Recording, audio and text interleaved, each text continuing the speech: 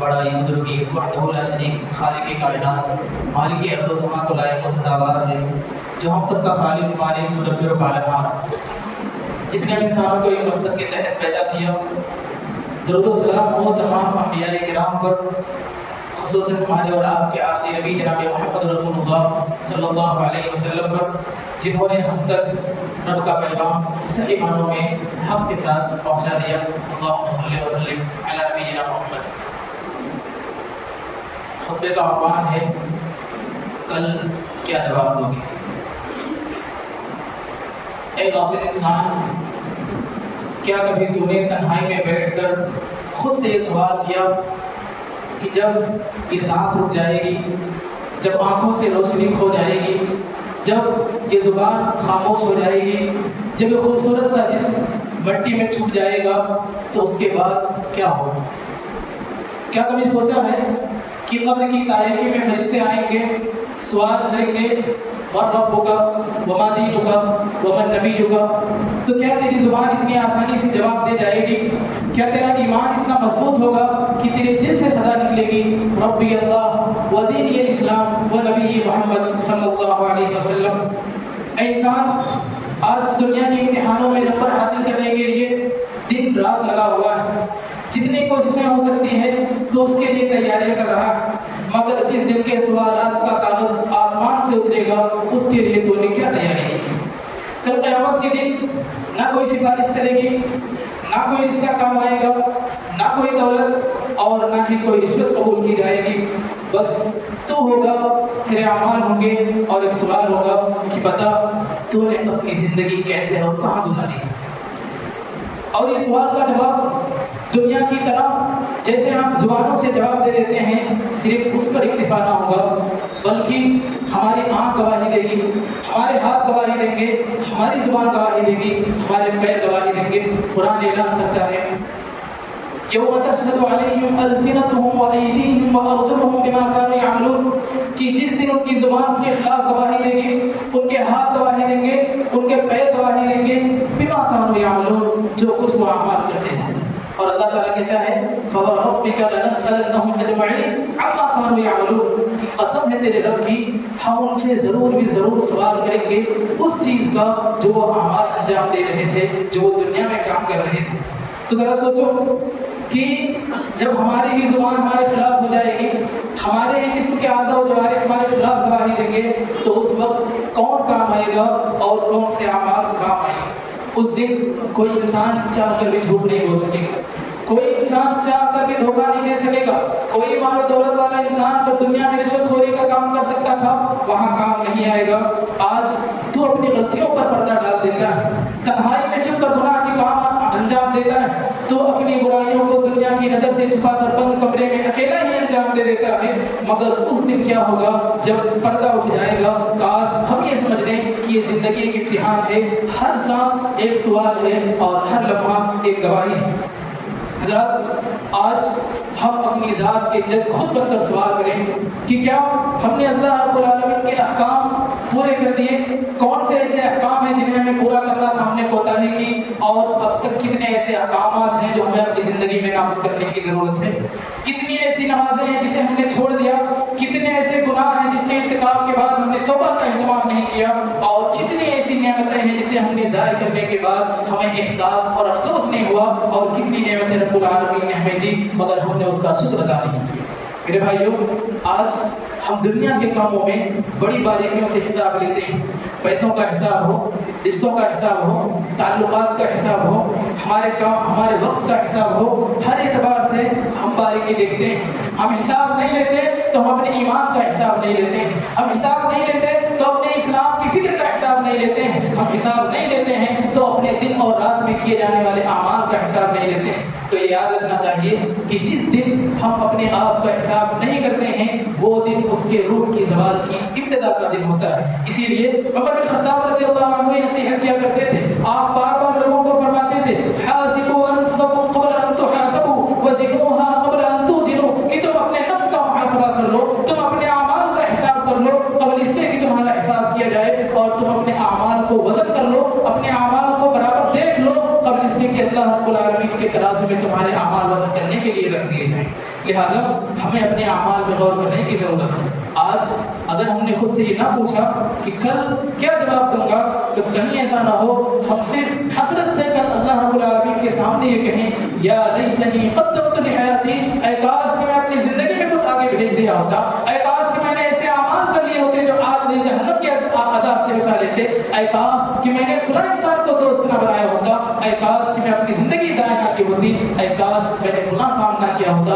اور اس وقت کا یہ اے کاش ہی بن جائے گا، ہمیں یہ کوئی بھی کام نہیں آنے والا ہے۔ لہذا ہمیں یہ غور کرنے کی ضرورت ہے کہ کل ہمیں کیا جواب دینا ہے، اس کی تیاری ہمیں اپنی زندگی میں موت سے پہلے کرنا ہے۔ لہذا اسی سلسلے میں چند باتیں آپ کے سامنے رکھنے کی کوشش کر رہا ہوں۔ سب سے پہلی بات یہ ہے کہ ہم جو بھی اعمال کرنے کی کوشش کریں، ہم دن اور رات میں جو بھی نیکیاں کریں، اس کے لیے سب سے پہلے ہماری نیت خالص ہونی چاہیے۔ سورۃ البینہ کے 5ویں آیت میں اللہ رب العالمین نے ارشاد فرماتا ہے وَمَا أُمِرُوا إِلَّا لِيَعْبُدُوا اللَّهَ مُخْلِصِينَ لَهُ الدِّينَ، اور انہیں صرف اسی بات کا حکم دیا گیا ہے کہ وہ اللہ رب العالمین کے اپنے دین کو خالص کر دیں۔ جو بھی نیکیاں کریں اللہ کی رضا کے لیے کریں، جو بھی نیک اعمال کریں کسی کے دکھاوے کے لیے نہ کریں، شہرت کے لیے نہ کریں، کسی عام انسان کے سامنے نیکیاں کر کے اپنی نیکیوں کو برباد نہ کریں، بلکہ کل قیامت کے دن اپنے نام اعمال میں انہی نیکیوں کے ذریعے ہم اور آپ کامیابی اور کامرانی کے لیے یہ نیکیاں انجام دیں۔ نبی کریم صلی اللہ علیہ وسلم کی مشہور حدیث جسے سبھی کو یاد ہوگی، انما الاعمال بالنیات، کہ انسان جو بھی عمل کرتا ہے اس کے اعمال کا دار و مدار اس کی نیت پر۔ وہ کون سی نیت کے ساتھ نماز فجر پڑھنے آتا ہے، وہ کون سی نیت کے ساتھ اللہ رب العالمین کے لیے صدقہ و خیرات کرتا ہے، وہ کون سی نیت کے ساتھ زکوٰۃ نکالتا ہے، اور کون سی نیت کے ساتھ وہ حج اور عمرے کا سفر کرتا ہے، اگر اس نیت میں خالص پر نہ پایا گیا، اخلاص نہ پایا گیا، تو باوجود اس کے کہ ہم محنت کریں گے، باوجود اس کے کہ ہم وقت دیں گے، باوجود اس کے کہ ہم صرف کریں گے، خرچ کریں گے، لیکن ہمیں اس کے بدلے میں کچھ بھی حاصل نہیں ہوگا۔ دوسری بات یہ ہے کہ اس نیت خالص کرنے کے بعد ہم جو بھی عمل کرتے ہیں ہمیں اپنے ان اعمال کا جائزہ لینا چاہیے۔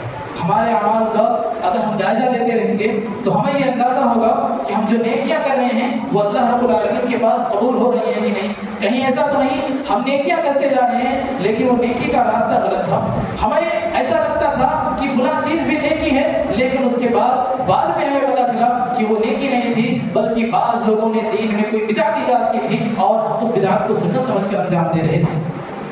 لہذا قیامت کے آنے سے پہلے اگر ہر انسان اپنے نفس کا محاسبہ نہ کر لے اور دنیا سے رخصت ہو جائے تو آخرت کی زندگی میں یہی جو کچھ دنیا میں عمل کرتا تھا وہی انسان کے سامنے پیش کیا جائے گا۔ اللہ تعالیٰ فرماتا ہے یا ایھا الذین آمنوا اتقوا اللہ ولتنظر نفس ما قدمت لغد، کہ ایمان والو اللہ رب العالمین سے ڈرو اور تم میں سے ہر انسان کو یہ دیکھنا چاہیے کہ اس نے آنے والے کل کے لیے کیا تیاری کر رکھی ہے۔ واتقوا اللہ ان اللہ خبیر بما تعملون، اللہ سے ڈرو، بے شک اللہ رب العالمین تمہارے ہر اعمال سے باخبر ہے، تمہارے اعمال کو جانتا ہے۔ لہذا عمل کرنے کے ساتھ ساتھ اعمال میں بہتر عمل یہ ہے کہ انسان عبادتیں کرے، اور عبادتوں میں چھوٹی بڑی ہر قسم کی عبادتیں شامل ہیں۔ بعض عبادتیں انسان کی نظر میں مشکل ہیں، بعض عبادتیں بہت آسان ہیں، لیکن بہت سارے ایسے لوگ ہیں جو عبادتوں سے اپنی زندگی کو دور رکھ کر کے گزارتے ہیں۔ یہ ایک اہم عمل ہے جو ہمیں اپنی عبادتوں کو اللہ اور اس کے رسول کے بتائے ہوئے طریقے پر عبادت کرنے کا ایک موقع فراہم کرتا ہے۔ اللہ رب العالمین فرماتا ہے فَوَيْلٌ لِّلْمُصَلِّينَ الَّذِينَ هُمْ عَنْ صَلَاتِهِمْ سَاهُونَ، کہ ویل اور ہلاکت، بربادی، تباہی ہے ان نمازیوں کے لیے جو اپنی نماز سے غفلت برتتے ہیں۔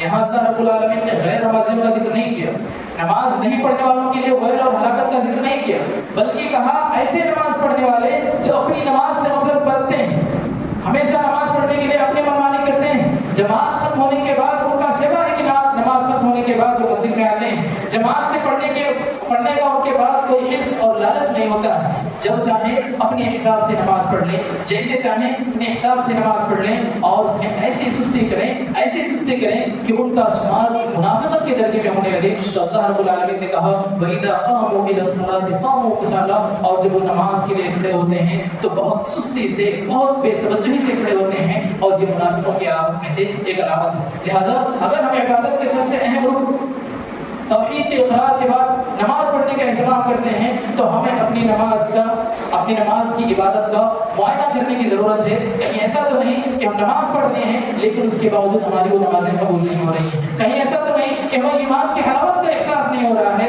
اور ہم دن اور رات کی عبادتیں کرنے کے باوجود بے سکونی محسوس کر رہے ہیں. جبکہ اللہ تعالیٰ کہتا ہے الا بذکر اللہ تطمئن القلوب کہ بے شک دلوں کا سکون یہ اللہ رب العالمین کے ذکر سے ہوتا ہے.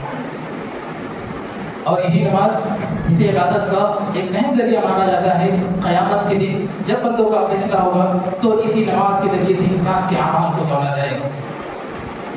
نبی کریم صلی اللہ علیہ وسلم فرماتے ہیں ان اول ما يحاسب به العبد يوم القيامه الصلاه فان صلحت صلح سائر عمله وان فسدت فسد سائر عمله. کہ بے شک قیامت کے دن سب سے پہلے انسان کا جس چیز کا حساب لیا جائے گا وہ اس کی نماز. اگر اس کی نماز درست نکلتی ہے تو اس کے باقی اعمال بھی درست ہو سکتے ہیں اور اگر اس کی نماز میں بگاڑ فساد اور خراب آ جاتا ہے تو اس کی باقی اعمال بھی خراب اور برباد کیے جا سکتے ہیں. بعض علماء کرام نے اس حدیث کی شرح میں لکھا ہے کہ انسان اگر نمازی نہ ہو اور صدقہ و خیرات کرنے کا اہتمام کرتا ہو دوسری بہت ساری نیکیاں کرتا ہو تو ہو سکتا ہے کہ دوسری وہ نیکیاں اس کے نماز نہ پڑھنے کی وجہ سے قبول نہ کی جائیں. اسی طرح چوتھا عمل یہ ہے کہ انسان اپنے وقت کا حساب رکھے.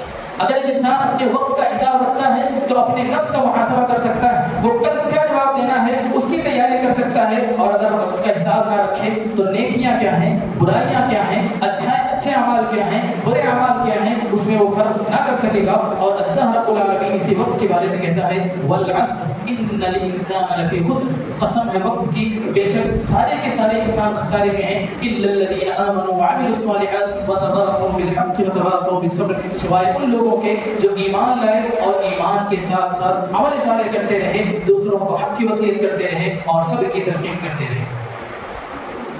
اسی طرح پانچویں چیز یہ ہے کہ انسان اگر نیکیاں کرتا ہو تو اسی کے ساتھ ساتھ وہ اپنے آپ کو گناہوں سے بچنے کا اہتمام کرے. کہیں ایسا نہ ہو کہ وہ نیکیاں بھی کرے اور اسی امید پہ گناہ بھی کرے کہ میری نیکیاں زیادہ ہے, ہو سکتا ہے کہ میں گناہ کسی کا چھوٹا موٹا گناہ کر لوں تو میرے نیکیوں کی وجہ سے وہ گناہ معاف کر دیے جائیں. بعض مرتبہ انسان کی نظر میں کوئی گناہ تو چھوٹا ہوتا ہے لیکن جب اسلام کے پلڑے اور ترازو میں رکھا جاتا ہے تو وہ گناہ جسے ہم چھوٹا سمجھتے ہیں ہماری نظر سے وہ چھوٹا نظر آتا ہے, وہ ہمارے لیے جنت اور جہنم کا فیصلہ کر دیتا ہے. لہذا کسی بھی گناہ کو چھوٹا نہ سمجھے اور کسی بھی نیکی کو چھوٹی نہ سمجھے.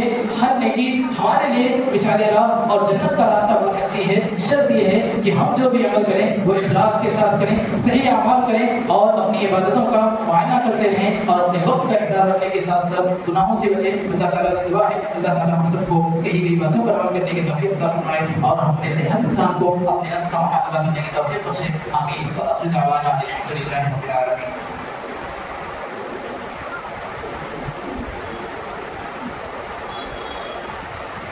الحمد لله نحمده ونستعينه ونستغفره ونعوذ بالله من شرور انفسنا وسيئات اعمالنا من يهده الله فلا مضل له ومن يضلل فلا هادي له واشهد ان لا اله الا الله وحده لا شريك له واشهد ان محمدا عبده ورسوله. اما بعد فان خير الحديث كتاب الله وخير الهدى هدى محمد صلى الله عليه وسلم وشر الامور محدثاتها وكل محدثه بدعه وكل بدعه ضلاله وكل ضلاله في النار. ان الله وملائكته يصلون على النبي يا ايها الذين امنوا صلوا عليه وسلموا تسليما. اللهم صل على محمد وعلى ال محمد كما صليت على ابراهيم وعلى ال ابراهيم انك حميد مجيد. اللهم بارك على محمد وعلى ال محمد كما باركت على ابراهيم وعلى ال ابراهيم انك حميد مجيد. حضرت حاضرین, ہمارے خطبے کا عنوان تھا کل کیا جواب دے دوں. اسی سلسلے میں ہم میں سے ہر انسان کو غور کرنا چاہیے کہ آج نمازوں کے وقت میں جو ہماری مسجدیں خالی ہیں کل قبر بھی خالی نہیں رہے گی.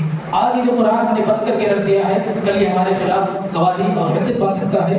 آج ہم جن نمازوں کو بھول رہے ہیں کل یہ ہمارے خلاف مقدمہ دائر کر سکتی ہے. جب انسان کا نام اعمال اس کے بائیں ہاتھ میں دیا جائے گا یا اس کے ہاتھ میں پیش کرنے کے بعد اسے کہا جائے گا کہ قرآن کتابک فقرا بنفسک اليوم علیک حسیبا, کہ تم اپنے نام اعمال کو خود ہی پڑھ لے اور آج اپنے آپ کی گواہی کے لیے کافی ہے. تو اس وقت بھلا بتائیے کون روکے گا ان آنسوؤں کو جو دل سے نکل پڑیں گے اور کون چھپائے گا اس شرمندگی کو جو انسان کو جلا دے گی. اے بندے, ابھی تیرا دل دھڑک رہا ہے, تیری سانسیں چل رہی ہیں, تیری صحت اور تندرستی تیرے ساتھ ہے, لہذا تو اپنے آپ کو کو استغفار کی لائن میں لا سکتا ہے. ابھی آنکھوں سے آنسو بہ سکتے ہیں, کل شاید یہ موقع نہ ملے. لہذا آج تو توبہ کر لے, اپنے نفس کا محاسبہ کر لے, اللہ رب العالمین سے صلح کر لے. آج اگر تو نے توبہ کر لیا تو کل قیامت کے دن یہی فرشتے تیرے لیے خوش آمدید کہنے کو کھڑے ہوں گے. اور اگر آج تو نے نہ توبہ کیا اور ایسے ہی تو اس دنیا سے رخصت ہو گیا, تو ہو سکتا ہے یہی فرشتے تیرا منہ موڑ دیں اور سیدھا انسان جو اپنے جنت کا سفر کرنے کے قریب تھا, ہو سکتا ہے کہ وہیں سے اسے جہنم کا راستہ دکھا دیا جائے. پھر انسان کہے لو كنا نسمع ونعقل ما كنا في اصحاب السعير, کاش کہ ہم بات کو سن لیے ہوتے, سمجھ لیے ہوتے, نیکیاں کر لیے ہوتے, تو آج ہم جہنمیوں میں سے نہ ہوتے. اے سننے والوں, ذرا سوچو کہ جب سورج ہم سے بالکل قریب ہوگا, ہمارے سر پر ہوگا, زمین تک رہی ہوگی, ہر انسان اپنے اعمال کے بوجھ سے پسینوں میں ڈوبا ہوا ہوگا, تب فیصلہ ہوگا جنت یا جہنم. تو سوچو اگر یہ فرشتہ کہے کہ لے اپنا نام اعمال تو اپنے بائیں ہاتھ میں پکڑ, تو اس لمحے کی شرمندگی, اس حسرت کا تصور بھی روح کو لرزا دیتا ہے. الہ العالمین سے دعا کریں کہ الہ العالمین ہمیں ان لوگوں میں شامل فرمائے جن کا نام اعمال ان کے دائیں ہاتھ میں دیا جائے گا. وہ انسان سارے لوگوں کو خوشی خوشی جا کر کہے گا ہاں وہ قرؤ کتاب, یہ میری کتاب ہے, مجھے اپنے رب سے یہ امید تھی کہ میرا نام اعمال میرے دائیں ہاتھ میں دیا جائے گا, اور یہ لو میری کتاب کو پڑھو, یہ لو میرے اعمال کو دیکھو, میرے نام اعمال میں کون سی ایسی نیکیاں تھیں جسے اللہ رب العالمین نے پسند کر لیا, اور آج اس کے فرشتوں کے حکم سے میرا نام اعمال میرے دائیں ہاتھ میں دیا جا رہا ہے. تو انسان وہی کامیاب ہوگا, اور یہی اصل کامیابی ہے. فمن زحزح عن النار وادخل الجنة فقد فاز, جو آگ سے بچا لیا گیا, جنت میں داخل کر دیا گیا, یہی اصل کامیابی ہے. اللہ رب العالمین سے دعا ہے الہ العالمین ہم سب کو غفلت سے نکال دے, استغفار سے آباد کر دے, ہمارے اعمال کو جنت کا راستہ بنا دے, جو کچھ نیکیاں کرتے ہیں تو اسے قبول فرما دے. ہم جن بھی برائیوں اور گناہوں میں پھنسے ہوئے ہیں, الہ العالمین مسلمان کی دلدل سے ہمیں نکال دے. جہاں کہیں مسلمان پریشان حال ہیں ان کی پریشانی کو دور فرما دے. غزہ اور فلسطین کے مسلمانوں کی خصوصی اور غیبی مدد فرما. الہ العالمین ہمیں سے جو لوگ بغیر جرم کے مجرم بنا دیے گئے, سلاخوں کے پیچھے ان کی رہائی عطا فرما. ہمیں سے جو لوگ بیمار ہیں شفا کاملہ عطا فرما. جو لوگ کسی بھی پریشانی میں ہیں, الہ العالمین ان کی پریشانی کو دور فرما دے. ہمیں سے جو لوگ قرضدار ہیں ان کے قرض کی ادائیگی کا بہترین سامان پیدا فرما دے. آمین. وآخر دعوانا الحمدللہ رب العالمین. ان اللہ یأمر بالعدل والإحسان وإيتاء ذي القربى وينهى عن الفحشاء والمنكر والبغي يعظكم لعلكم تذكرون. ولذكر الله أكبر والله يعلم ما تصنعون.